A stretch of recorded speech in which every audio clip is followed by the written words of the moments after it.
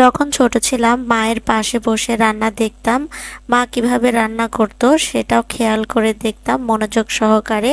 কিভাবে কি রান্না করে, কি দিয়ে রান্না করছে, কিভাবে মশলা বাটছে, কিভাবে মশলাগুলো দিচ্ছে, সেগুলো ফলো করতাম। মায়ের হাতের রান্না কিন্তু অনেক স্বাদের হয়। আর খাবারের সময় যখন মা মুখে তুলে খাওয়াইতো তখন আরো বেশি মজা লাগতো। আগের দিনের খাবার অনেক মজা হওয়ার কারণ ছিল আগের দিনের সবজি, কাঁচা তরকারি, মাছ বা অন্যান্য কিছু ভেজাল মুক্ত ছিল। কোনো রকম সার বীজ ব্যবহার করাও হতো না, তাই সবকিছুই স্বাদ লাগতো। আর টাটকা টাটকা সবজি মাছ দিয়েই সব রান্না করা হতো, আর তাতে মায়ের হাতের খাবার স্বাদ হতো আর ভুলতে পারতাম না। তো এরকমই একদিন মায়ের হাতের রান্নার একটি গল্প করব। আমার এই ভিডিওটি কে কোথা থেকে দেখছো অবশ্যই জানাবে। ইউটিউব চ্যানেল থেকে দেখে থাকলে অবশ্যই সাবস্ক্রাইব করে দিবে, আর ফেসবুক পেজ থেকে দেখে থাকলে অবশ্যই ফলো দিয়ে লাইক আর কমেন্ট করে যাবে। আমাদের বাড়িতে মেহমান আসবে, তো আমার মা মাছ, ডাল, মাছ, গোশ এগুলো রান্না করছে। আমি তাকিয়ে তাকিয়ে দেখছি।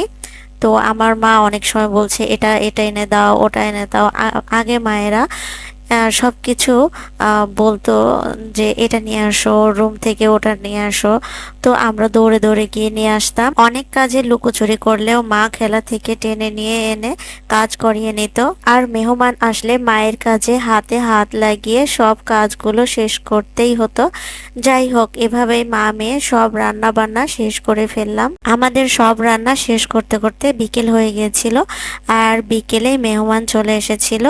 আর তখন তো আর তাদেরকে খাওয়ানো যাচ্ছে না, তো আমরা কিছু তাদেরকে নাস্তা দিয়ে দিলাম। তারা নাস্তা খেলো। গল্পের মধ্যে ছিল অনেক পুরনো দিনের তাদের ছোটবেলার গল্প।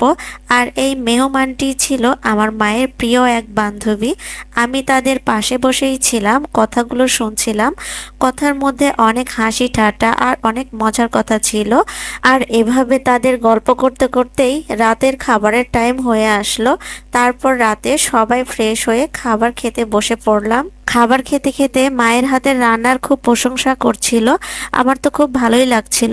আর একটা খাবারের কথা খুব বেশি প্রশংসা করছিল, সেটা হলো আলু ভাজি।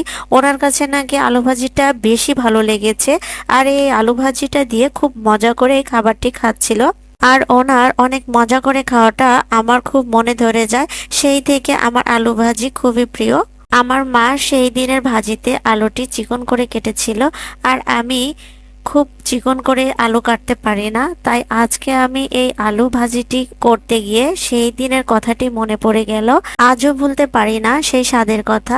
আজও আমি চেষ্টা করি মায়ের মতো করে রান্না করতে। এই ভাজিটি কিন্তু সাদা ভাত, পোলাও, রুটি আর এমনিতেও খাওয়া যায়। আর এই ভাজিটি যে খেতে কত মজার, যে মজা করে অনুভব করে খাবে সে আমার মতোই কোনোদিন এই আলু ভাজিটির স্বাদের কথা ভুলতে পারবে না। তবে এই আলু ভাজিটি হতে হবে নরম তুলতুলে, ঝাল লবণ সবকিছুর পরিমাণে ঠিক থাকতে হবে, আর বেশি পুড়িয়ে ফেলা যাবে না। লো হিটে ভাজিটি তৈরি করতে হবে, তাহলে এই মজাদার আলু ভাজিটি অনেক স্বাদের হবে। তোমাদের সাথে অনেক কথা বলতে বলতে আমার এই প্রিয় মজাদার আলু ভাজিটি প্রায় হয়েই গেল।